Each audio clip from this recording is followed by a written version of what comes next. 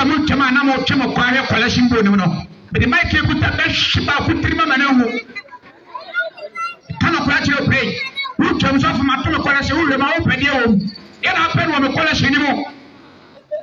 No Mutama na mo chemo kwa he collection bo ni no. But the mic be ba kutrima da kro.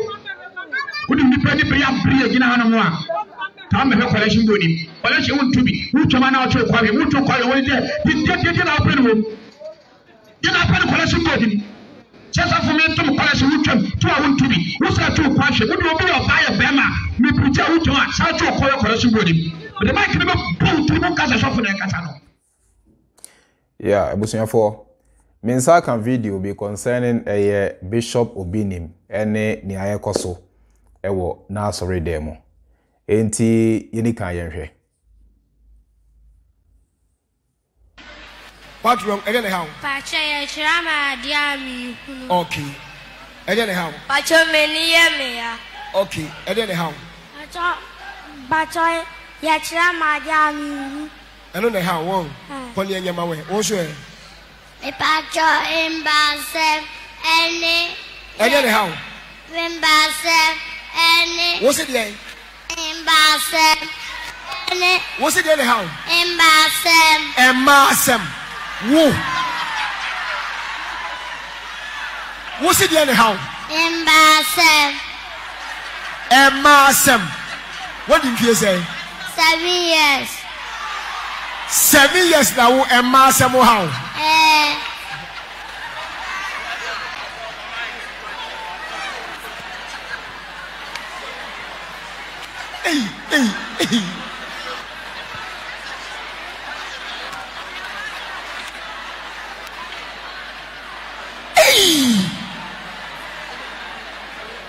What's it there? How? Embassam. What do my dear friend Embassam? Sir, and I will say, na mi humba na mi fele.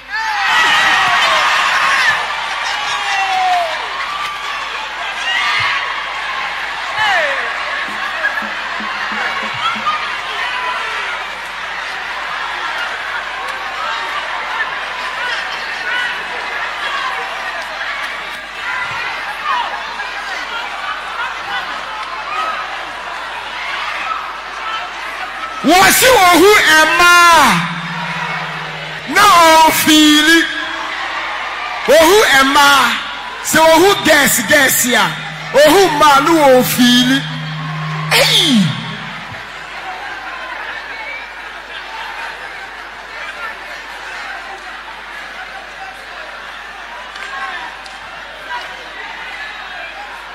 Almost say a 7 years akola. Oh, man, who feel it?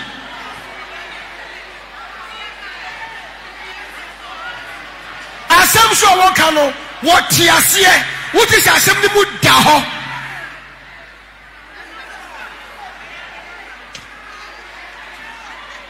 Why banono? Woba, wonana, menana.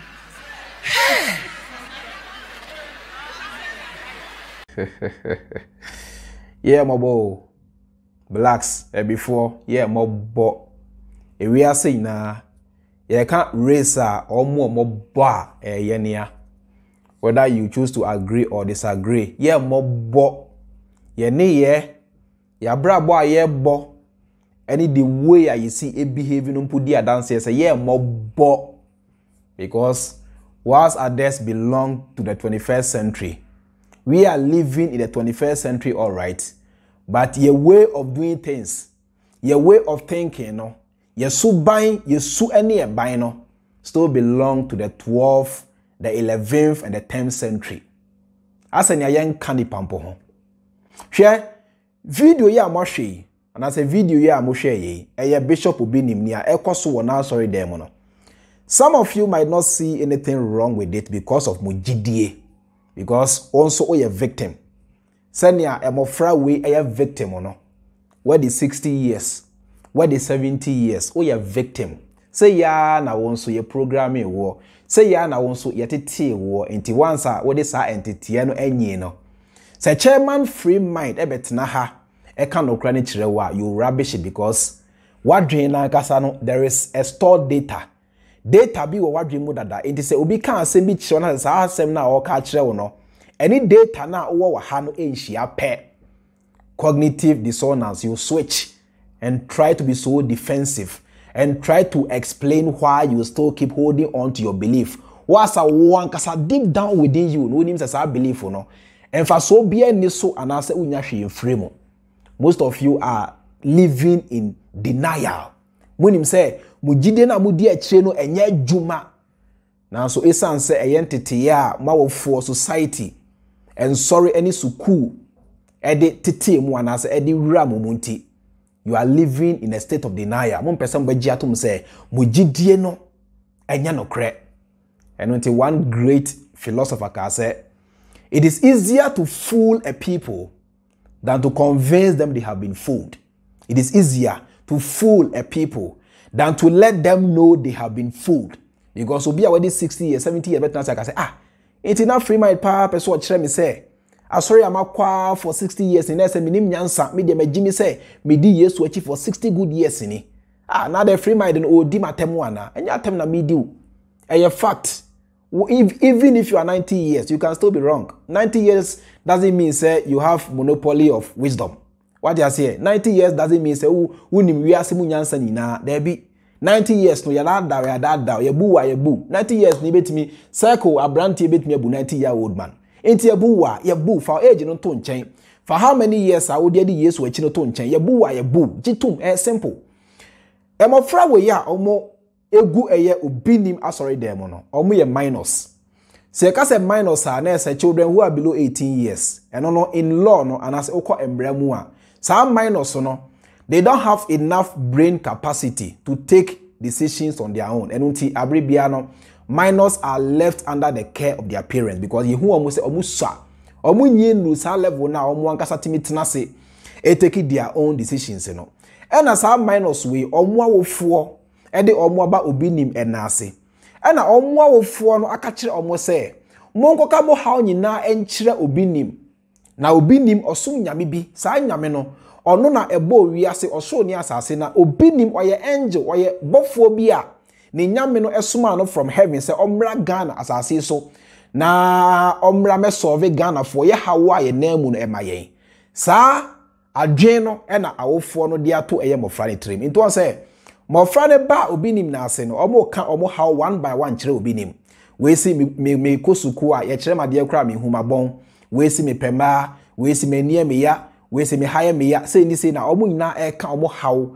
a kire obinim now at the end of the day no empaibo bia Obinim bebo a kire sa amofra we na say empaibo bi Obinim bebo ebu sa amofra we so bia no enya adwuma na so esan say omo awofo no aforce omo to believe say Obinim ye powerful nti whether empaibo ne adwuma o anya adwuma o on be fa ni sa because eye Obinim empaibo and who are they to challenge and I adwen no say so powerful. You see, most of you don't know how our brains work. Ya adwen on say so better say ukoto dwe eya we ya for example wadwen because eya nerves and a send signal from ukoto dwe to wadwen mu na wadwen a kire wo say ukoto dwe eya we ya so go and see to it what you must say in that effect you know ubetimi a train wadwen ama sa sensation na ubenya free oya wo na ekoso wo ukoto dwe mu no ebetimi aye reduced enti ubetimi edi gidie morosuo bi ahye obi mo to believe we say mikoto dwempo enya me yanto bo se ubetiw ni wadwen afri oya na ayekoso ho no bo se na afri na onhye dampo emfili oya ne biem se ba ne saa wadwen ba ye wo say Yesu bi na asaya de mi wa enya Yesu bia wo oya no de eda so ho na so wadwen and what training to believe we say oya no ni ho biem. So these are the kind of tricks they play with your minds. Na mo franke toa omu nim omu left and right. Ye de omu aba Obinim na ase. E na wofo no so ani age ebi da fam sre ye boy ensem kekekekeke because omu adwen ye omu say they are doing the right thing because they are also victims. Entity we ye de mamofra no awofo no so they pass through the same entity.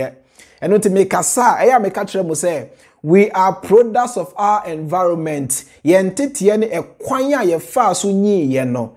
That is what will make us adults. Into unyi a usuban ene behavior ene ubi bia no. Ne nyane ya na ne fapem no eye entity a ofa mu time wana wonyi na se time wana o ya abofra. Enti mofra we be nyi no, they will believe we say the solutions to our problems or to their problems men can say spiritual and not scientific or physical. Enti anytime they are confronted with a problem, they will look for spiritual solutions and not physical or scientific solutions. Enti sabafra we nyi be omampani a opono how Ghana for name no obekra ebo every Israel esi asori dan mom am Ghana for because nadwe say Adia Ghana for here to be able to liberate themselves from the shackles of poverty, salvation and not innovation. Salvation and not innovation, and not knowledge, and not science, and not finding physical solutions. Into how they say, we always look for spiritual solutions to physical problems. And until I am will be built as a monument to Elohim so that our country will be saved. Because our country needs salvation. Can't you see? Africa needs salvation. And that salvation is going to come from God. That salvation is not going to come from economics. That salvation is not going to come from statistics. That salvation is not going to come from engineering. That salvation is not going to come from law. The salvation may take the effect of engineering, but the salvation must first of all come from God. The Lord must look upon us with mercy. That's what we need. And until yet Africa ha, ya shas yes ye bompaye more than 500 years in yet me bompaye nya stomach ulcer. Yet me tiemu ama ye ni nesi. E de be na asesa nothing has changed. But we still pray. We still keep praying, and from one generation to the other, we keep making our younger ones to believe in prayer because of indoctrination. Because the moment that Chairman Freemind Betnaha ama wati as yes no matter your age, whether you are 60 years or 70 years, whether you have been following Christ or the Bible or the church for 60 years, a fact, most of us are victims. Or most of us were victims, and some of us have been able to come out of it. So in some way, actually, our penny now. Not really say, who are you, a small boy, to tell me, say, yes, to Christ, no, ni to me be, and I say, to me be him. Who are you to tell me, say, Bible now, me dear channel, say, I swear now, make on. To me be him. Now, some in prayer, say, to me be man, come in, come, Jimmy say, me dear chef for bear. 60 years ni na me gusu di echana my father, my uncle or whatever masa yebu. Even if you are 60 years, you can go to circle and a small boy of 70 years will call you. Ye de atetew and after wadwen ti say wa fu dwene say wadru hefa so 70 years ye de abu after wadwen and meme che meme hu na me che say papa anase maame sa de na wudi a kire no nyansa bi anim menua ye de abu because me no deep down within us ye nim pa say Yesu ni dino to me bi anim Bible ni de a kire no to me bi anim asori na ye kono to me bi anim. But there is something we call cognitive dissonance. On say already what it already has a certain data. Say Yesu why real. Yesu be we ase. Yesu dinu to me wom. Yesu dinu so ba ahobone nyina obi abu ni mu ase. Omutu dwane ni ade. Ye de sa data na egu wadwen mu. It is a Chairman Freemind betna ha. Na say o any different data bia ene nia ewo wutri mu no enhia pe. You switch into what we call cognitive dissonance. You become so defensive. Person betia see that because what the be say intina Chairman Freemind or person or chere me say me Jimmy ana na me no crab why na penny why no say nka onim nya no kre nia ebia enya no kre. It's not about why na penny ni why na abofra. Yetimi bu abofra manie yi sanso na yetimi bu penny manie yi penny timi hu no kre manie yi sanso na abofra so timi hu no kre manie yi entimi me hu no kre na me kire wo say san nyoma na mudi a cheni na eya atrohwenim. Good things happen to wicked people the same way bad things happen to wicked people. Bad things happen to good people the same way good things happen to good people. Enti uye nipa nko ade through the journey of life no say netie bia no good things will come your way. Enti niaya na eha agidifo ne say when those good things come their way they apportion those good things to Yesu Kristo bia omudi ne chia na say asori na omokọ enam so nti ena sa ne pa na eba omo life no aba ente sa enye sa ne tie because kremoni na ugidi say ono wayira no ono so ene pa no ebi ba na brabom 8 years. Buddhist ni, Hindu ni na uji di se wa yiran. Ono so nipa no ebisi wa na brabo mu. So what makes you think say nipa bi eba wa brabo mu a eye Yesu bi ana say ugidie bi a wudi akire nti enam so nti na amasa nipa na bo brabo. Eye atro. Na some of we brainwash them. We indoctrinate them to believe, we say, they have to look for spiritual solutions to physical problems. Enti ebesi den and na some of we akwa monim. Ebesi den na some of we China form of fra, America form of fra, Canada form of fra are competing on a global level. Enu nti abre bia no yebekọ so akwa echi saa. Enuanom momma ye maya dwenu nya adwuma o. He me say ewiase ye we a group of people are nyansen emfaso bia ni omoso asofo because corona ba ye bompa ye boy na so abrofo na ekoye vaccines e de bra yen malaria every year bia in Africa eku over millions of children ya bompa ya abo yentimi to malaria say HIV AIDS every year bia eku nipa ya bompa ya abo yentimi to ase na se yentimi to ase entina empaibo no ni tumi wen empaibo no eso mfa so pa ne den empaibo na ye bon bebrebe tumi ben pa ne wom na so besi na yegusubo because of cognitive dissonance ebesine yegusubo because of indoctrination because ye dey atete ye amana fraya dwen and one great philosopher can say because say it is easier to fool a people than to convince them they have been fooled. It is easier to fool a people than to convince them they have been fooled. Merese ube Jimmy enkofobi than to make them understand they say ye Jimmy mo ye ma ya dwenu nya adwuma niema ye ni na ho ya dada yen eye na da asofo so ni mfaso corona ba ye man tese ye to hospital mu man tese ye to police station mu man tese ye to ye kan say military barracks man tese eye men kan sample factories ye to mu man tese e teacher for je adwuma ye nanso mete say ya toto ensori mu minu mienu ye nwu yesika hompo ne ton no ya dwimo kra na emu da ho because for those months we abstain from noise and it's ade de hunu no in the name of empire boni hwan no nyina no ye de gu nchen ntia ma wo ankasa wa pomodin po SCPC ta momma ye ma ya dwino nya adwuma saa ni ma wo ya ye di akire mese mfa so bia ni so eyo how we brainwash the children yes say omo adwin from the word go ti emofra we be nyi no they become useless so pese oba enyi be hu nyansa ejina entity so so pese oba no so onyi be ye pani kwase a ejina entity no so ni nyina ejina yen so abofra is like an empty bucket. It depends on what you fill the bucket with and ebe kire emu duo ene emu ha ebeye it is all the crude oil egu a emu be du so the ebia enso gu a emu be ye ha. It depends on what you feed the bucket with. Timasre abofra once again is like a computer fin not on for.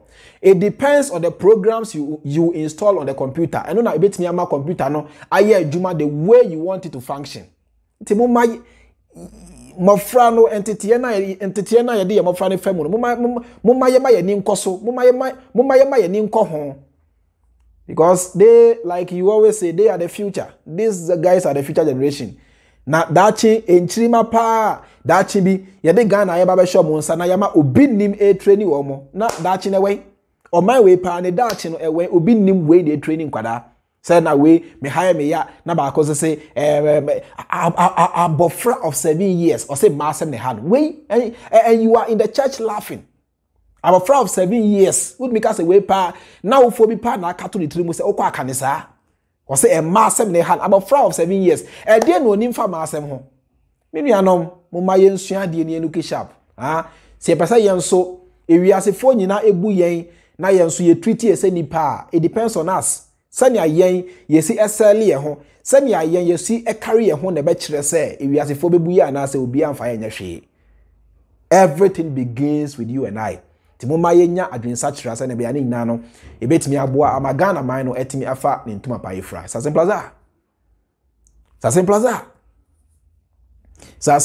as that ebusian for mede mu ebesi asane amu nyina munim no bedin e the chairman Freemind. Enjoy your weekend akramo. Oh yeah, thank you so much abusia se wo ha say na wo hwe me na wo pe authentic news how akọ pe news papa ti ape news are no kura www.freemindfamily.org. Forget about the bloggers. Forget the bloggers now. Omo be ma caption hu. E dia ba be traffic no. Omo san kan kwekwan san kire. Nam social media open very authentic news. No other website. Me Freemind Family na wanna me reading me news. Freemindfamily.org. www.freemindfamily.org. Ko honum I want a news that ho na no credit to